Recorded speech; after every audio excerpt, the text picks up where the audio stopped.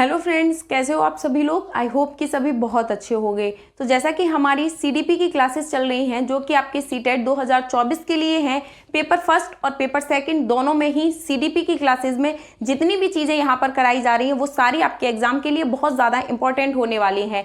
तो सीडीपी की क्लासेस में अभी तक हमारी समथिंग बहुत सारी ऐसी वीडियोज़ हैं जो कंप्लीट हो चुकी हैं। आगे आने वाली जितनी भी थ्योरी है बहुत जल्दी आपकी पूरी क्लासेस कंप्लीट हो जाएंगी और उसके बाद में आपको पीवाईक्यू करा दिए जाएंगे और उनके साथ साथ में आपको मॉक टेस्ट प्रोवाइड करा दिए जाएंगे।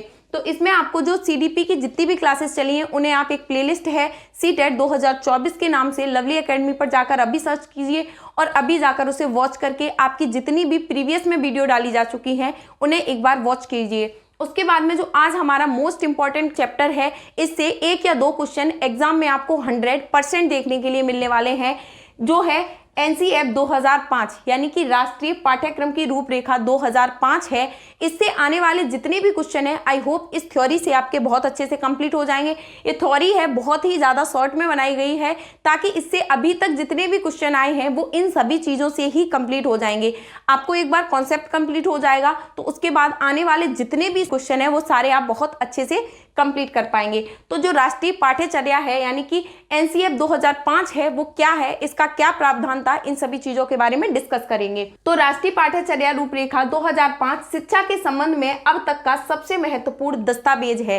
यानी जो राष्ट्रीय पाठ्यचर्या की रूपरेखा 2005 है यानी एनसीएफ 2005 है, ये शिक्षा के संबंध में अभी तक का सबसे इंपॉर्टेंट दस्तावेज माना जाता है।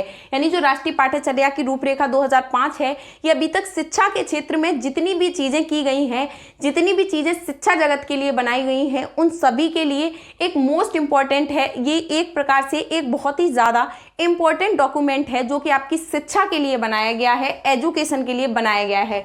तो एनसीएफ 2005 के कुछ प्रमुख सूत्र हैं, वो सूत्र कौन कौन से हैं एनसीएफ 2005 के लिए जो बहुत ही इंपॉर्टेंट चीजें बताई गई वो क्या क्या है कि बालकों को बोझ मुक्त शिक्षा प्रदान कराई जाए। यानी कि ऐसा किस प्रकार से इसमें जो एनसीएफ 2005 का जब कॉन्सेप्ट बनाया गया था तो उसमें लिखा गया था कि बालकों को बोझ मुक्त शिक्षा किस प्रकार से प्रदान कराई जाए। तो इस चीज का जो प्रावधान है, इस चीज के बारे में जो भी चीजें लिखी गई हैं वो सारी किसमें लिखी गई हैं, एनसीएफ 2005 के अंदर लिखी गई हैं। एनसीएफ 2005 यशपाल कमेटी द्वारा लिपिबद्ध किया गया था। अगर क्वेश्चन आता है एनसीएफ 2005 है ये किसकी कमेटी के द्वारा बनाया गया था, तो प्रोफेसर यशपाल की कमेटी के द्वारा बनाया गया था। क्या चीज बनाई गई थी, एनसीएफ 2005, जो कि शिक्षा के लिए बहुत ही ज्यादा इंपॉर्टेंट डॉक्यूमेंट्स है। उसके बाद है उस समय एनसीईआरटी के अध्यक्ष कृष्ण मेनन थे। यानी कि अगर ये पूछा जाता है कि जब एनसीएफ 2005 जब बनाया गया था उस समय उसके अध्यक्ष कौन थे, किसकी कमेटी में, तो उसके अध्यक्ष थे वो थे कृष्णा मेनन। और उस समय किसकी कमेटी थी, तो प्रोफेसर यशपाल की कमेटी के द्वारा कृष्णा मेनन की अध्यक्षता में एनसीएफ 2005 को बनाया गया था। इससे पहले एनसीएफ की शुरुआत 1975 ईस्वी में भी की गई थी। यानी एनसीएफ 2005 जो बनाया गया था इसकी शुरुआत इससे पहले 1975 ईस्वी में भी एक बार की जा चुकी है।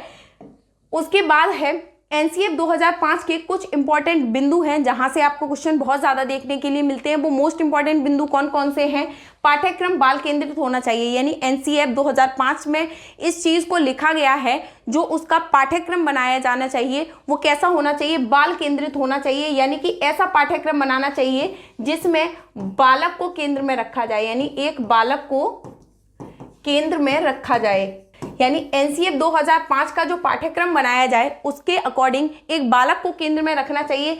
शिक्षा बाल केंद्रित होनी चाहिए, ना कि टीचर, यानी जो शिक्षा है वो चिल्ड्रन सेंटर्ड होनी चाहिए, ना कि टीचर सेंटर्ड। उसके बाद है कक्षा कक्ष में गतिविधियां बढ़ाई जाएं। यानी कक्षा कक्ष में जितनी भी चीजें हैं उनमें पार्टिकुलरता बढ़ाई जाए, उनको इस प्रकार से बढ़ाया जाए कि बच्चे को अच्छी अच्छी शिक्षण विधियां प्रोवाइड कराई जाएं, अच्छी अच्छी टेक्निकों के द्वारा पढ़ाया जाए ताकि बालकों का जो ज्ञान है उसमें वृद्धि हो सके, बालक को स्वतंत्रता की अभिव्यक्ति हो। यानी एक बालक है जो कक्षा में पढ़ रहा है उसे इस चीज की स्वतंत्रता दी जानी चाहिए कि बालक जो भी चीजें पूछे, जो भी चीजें उसे पूछनी हो वो सारे कॉन्सेप्ट वो क्लास के अकॉर्डिंग ही कंप्लीट कर पाए। उसे इस चीज की अभिव्यक्ति होनी चाहिए, उसे अपने क्वेश्चन को पूछने, उसे जो चीज समझ में नहीं आ रही हो उन सभी चीजों की अभिव्यक्ति प्रदान हो। यानी कि उसे उन सभी चीजों की स्वतंत्रता मिलनी चाहिए। भयमुक्त शिक्षा प्रदान कराई जानी चाहिए। एनसीएफ 2005 का मानना है बालक को जो शिक्षा प्रदान कराई जाए उसका जो वातावरण है वो भयमुक्त होना चाहिए, यानी जो कक्षा का वातावरण है, जो क्लासरूम का एनवायरनमेंट है वो एक प्रकार से फियर से एकदम बाहर होना चाहिए, डर से बाहर होना चाहिए। बालक ऐसा नहीं है कि क्लास में डरा डरा बैठा है और किसी चीज़ को बहुत अच्छे से पूछ नहीं पा रहा है टीचर से, किसी चीज़ के बारे में अगर उसे कुछ कॉन्सेप्ट क्लियर नहीं है तो उसे इस चीज़ का डर है कि अगर मैं सर से पूछूंगा तो वो पता नहीं कैसे बताएंगे या नहीं बताएंगे। तो जो बालक को बोझमुक्त शिक्षा प्रदान कराई जाए, शिक्षा बाल केंद्रित होनी चाहिए, बालक को अपनी बात कहने की अभिव्यक्ति होनी चाहिए, शिक्षा में गतिविधियां यानी जो कक्षा कक्ष में गतिविधियां हैं वो बढ़ाई जानी चाहिए, ज्ञान को बाहरी जीवन से जोड़ा जाना चाहिए। यानी इसका मतलब होता है कि एक बालक को केवल ये नहीं है कि जो चीज़ें उसके पाठ्यक्रम में लिखी गई हैं, जो चीज़ें उसकी कॉपियों में लिखी गई हैं, केवल उतनी ही चीज़ें उसे कराई जाए, यानी उसका जो जीवन है, उसका जो ज्ञान है उसे बाहरी जीवन से भी जोड़ा जाना चाहिए। जैसे कि बालक को इन्वायरमेंट यानी कि जो ईवीएस पढ़ाई जानी है जैसे एक बालक को, तो उसे केवल कक्षा में जो उसकी बुक्स में लिखा है केवल वही नहीं पढ़ाना है, उसे बाहर ले जाके चीज़ें दिखानी है, वातावरण में घुमा के। जब बालक को वातावरण के अकॉर्डिंग कोई भी चीज़ सिखाई जाएगी, यानी वातावरण को ध्यान में रखते हुए जब चीज़ें सिखाई जाएंगी तो बालक के जो कॉन्सेप्ट हैं वो बहुत अच्छे से क्लियर हो पाएंगे। तो यानी कि जैसे खेल